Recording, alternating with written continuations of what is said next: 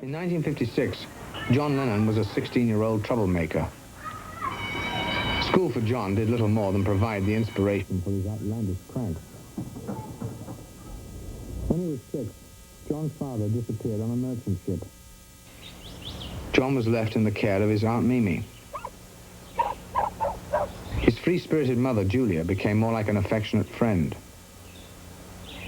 John's musical career began at age 10 with a harmonica given to him by his Uncle George. When skiffle hit England, Mimi bought him a guitar. John soon formed his own group, the Quarrymen. The Quarrymen copied all of Lonnie Donegan's numbers. But from the beginning, John, like other Liverpool teenagers, wanted to play rock and roll. Maybe wrong, you know you're gonna miss me when I'm gone. Paul McCartney had never met John Lennon. Paul was 14 years old and went to a different school. Unlike John, Paul was well-behaved, reserved, and eager to please. Paul's father, a part-time musician, bought his son a guitar to help him through the sorrow of his mother's death.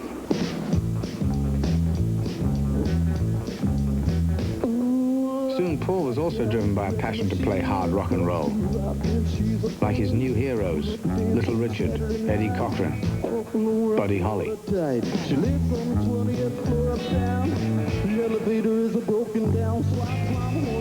In the summer of 1957, Paul attended a local church festival in nearby Woolton. The entertainment that day was the Quarrymen. A mutual friend introduced Paul to John. Paul was impressed that John had a band. John was impressed that Paul could tune a guitar. The following week, Paul became one of the Quarrymen. Their first year together was neither glamorous nor lucrative.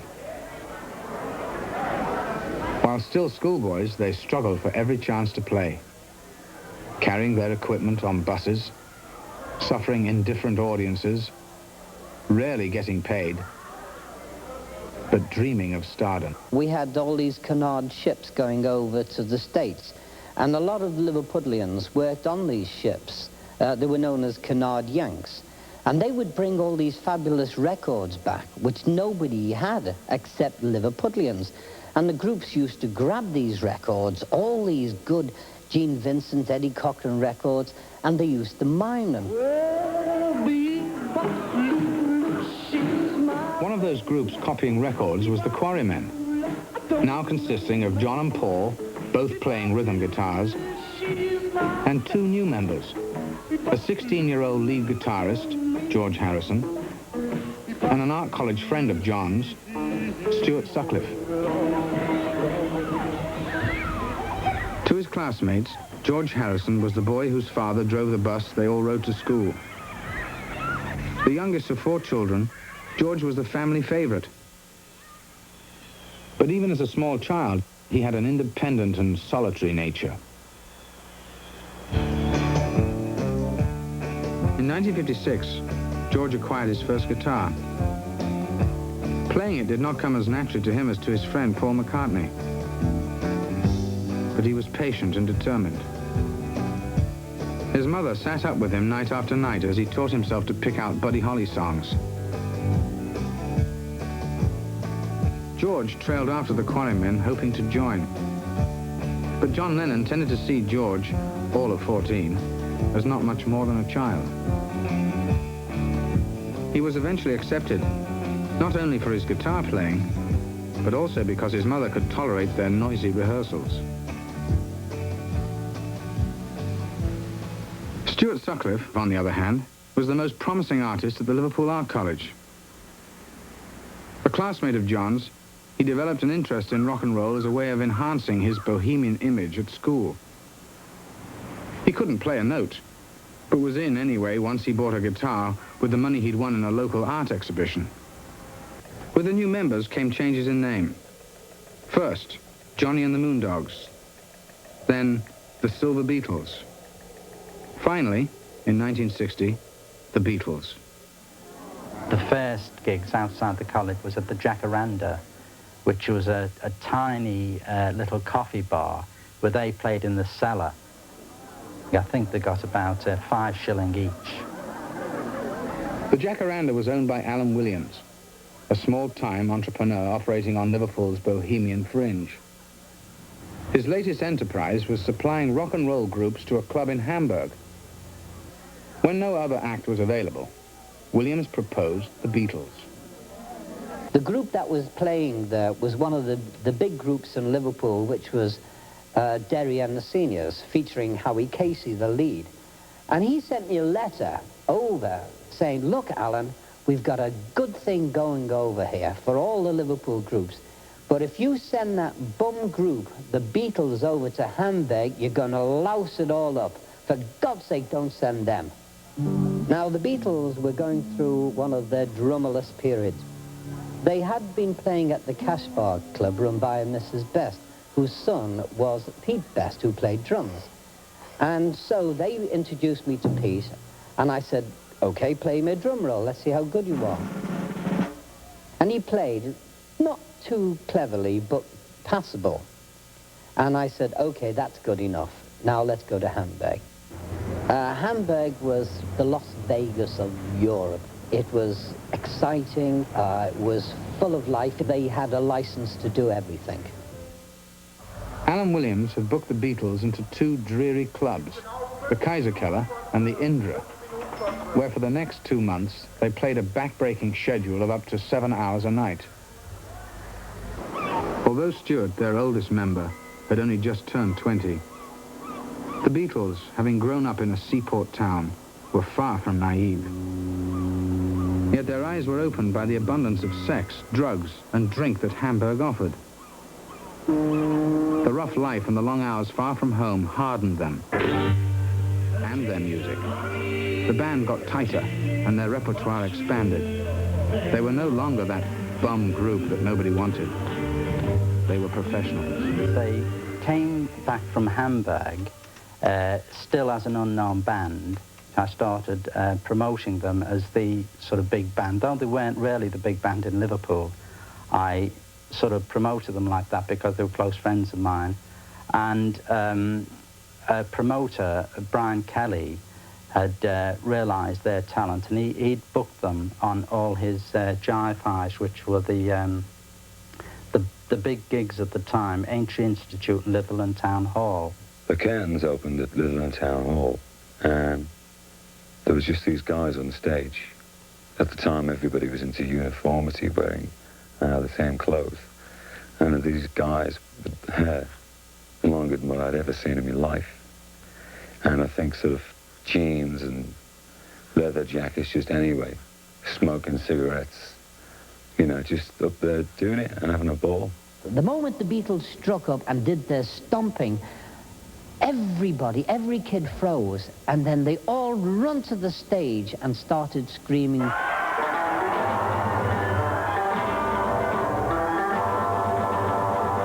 Following their debut at Litherland Town Hall, the Beatles became sought after by small dance hall owners throughout Liverpool.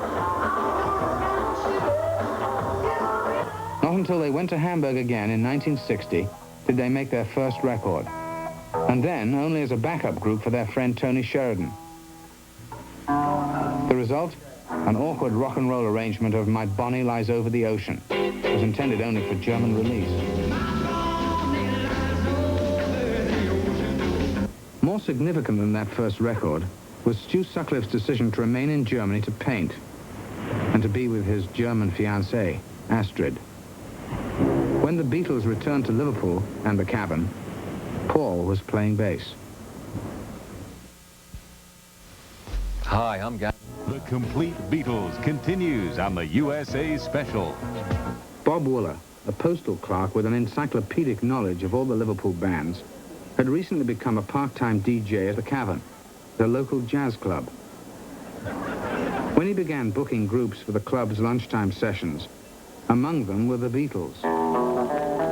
Hi there, all you cave dwellers. This is Bob Wooler saying welcome to the best of sellers. We got the hi-fi high and the lights down low, so here we go.